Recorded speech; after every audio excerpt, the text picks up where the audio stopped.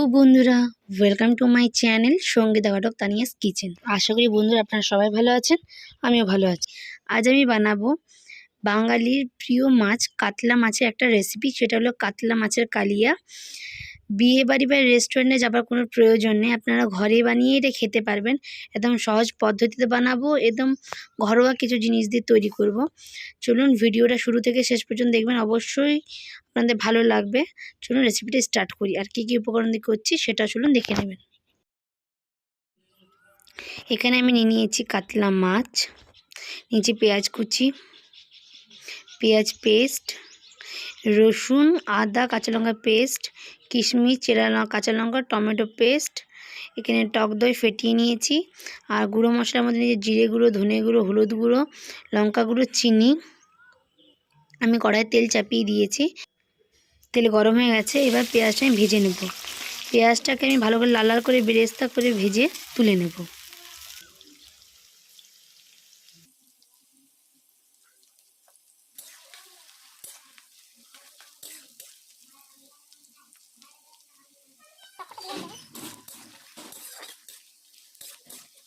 আমার পেঁয়াজও লাল লাল করে ভাজা হয়ে গেছে, বেরেস্তা তৈরি হয়ে গেছে।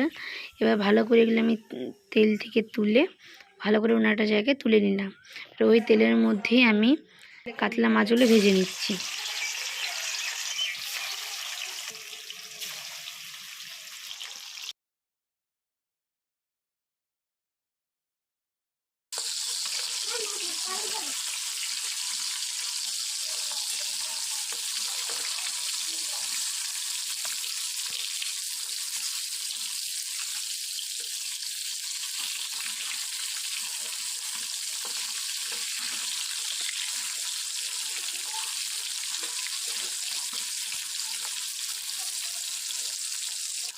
মাছগুলো আমার লাল লাল করে ভাজা হয়ে গেছে, এবার মাছগুলোকে আমি তুলে নিচ্ছি।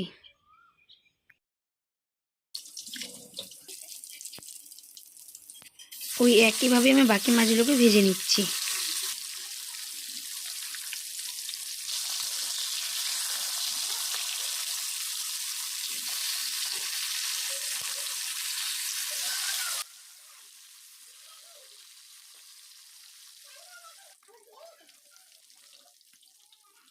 আমার সমস্ত মাছ ভাজা হয়ে গেছে। ওই মাছের তেলেই আমি দুটো তেজপাতা, গোটা গরম মশলা, একটা শুকনো লঙ্কা আর একটা গোটা জিরে দিয়ে দিলাম। এবার ভালো করে এগুলো একটু ভেজে নিলাম। এরপর এর মধ্যে আমি দিয়ে দিচ্ছি পেঁয়াজ পেস্ট। তারপরে ভালোভাবে পেঁয়াজ পেস্টটা ভালোভাবে একটু ভেজে নিচ্ছি। আমার পেঁয়াজটা ভালো করে ভাজা হয়ে এবার দিলাম রসুন আদা কাঁচা লঙ্কা পেস্ট। এটাকেও ভালো করে ভেজে নেব, এগুলো কাঁচা গন্ধ চলে যাওয়া পর্যন্ত।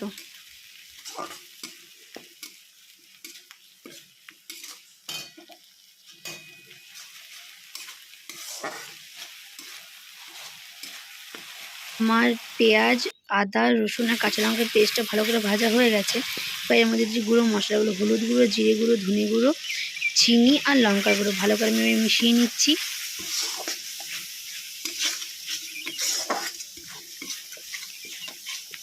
আর মশলাটা যাতে না পুড়ে যায়, যেহেতু আমি গুঁড়ো মশলা দিয়েছি, তার জন্য এই মশলার মধ্যে আমি একটু দিয়ে দিলাম জল। এবার এই জলটা দিয়ে ভালোভাবে আমি মশলাকে কষিয়ে নেব। আর জলটা কিন্তু আমি গরম জল ইউজ করেছি, আমি ঠান্ডা জল কিন্তু ইউজ করিনি। ভালো করে আমি মশলাটা কষিয়ে নিয়েছি, তেলও ছেড়ে দিয়েছে। এরপর এর মধ্যে দিয়ে দেবো আমি টমেটো পেস্ট। এবার টমেটো পেস্টটা দিয়েও আমি মশলাটা একটু ভালো করে কষিয়ে নেব, টমেটোর কাঁচা গন্ধটা যাওয়া পর্যন্ত।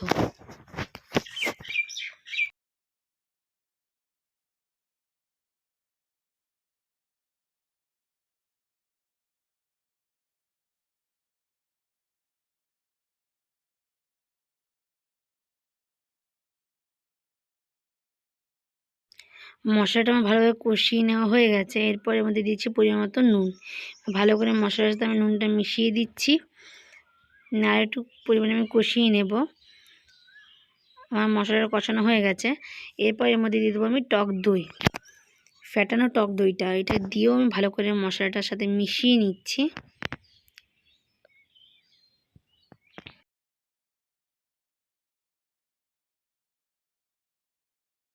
আমার মশলাটা কষানো হয়ে গেছে। এরপর এর মধ্যে আমি দিয়ে দিচ্ছি গরম জল। তারপর জলটা দেওয়ার পর জলটার সাথে ভালো করে মশলাটা আমি মিশিয়ে দিলাম। এরপর ঝোলটাকে ভালো করে আমি ফুটিয়ে নিলাম। তার মধ্যে আমি এক একেবারে মাছগুলো দিয়ে দিলাম।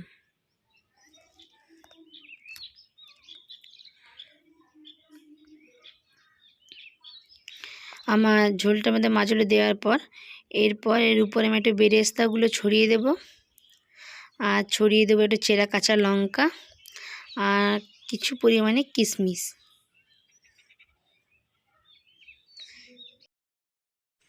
এরপর ভালোভাবে আমি এটা 5 মিনিট মতন ভালো করে ফুটিয়ে নেব।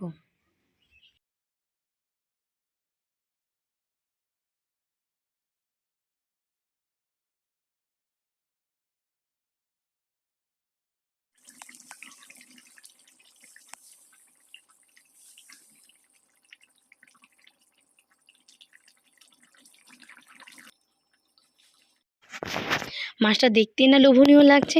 এই লোভনীয় স্বাদে কাতলা মাছের কালিয়াটা গরম গরম ভাতের সাথে জমে যাবে। আর যদি আপনাদের এই লোভনীয় স্বাদে কাতলা মাছের কালিয়ার রেসিপিটা ভালো লেগেছে, অবশ্যই লাইক, শেয়ার অ্যান্ড সাবস্ক্রাইব করবেন, পাশে থাকা বেল আইকনে টাচ করে দেবেন। নিত্য নতুন রান্নার ভিডিও আপলোড হতে হতে আপনার কাছে পৌঁছে যাবে। বন্ধুরা, আজ এই পর্যন্ত, দেখা হচ্ছে পরের রেসিপিতে। টাটা বন্ধুরা।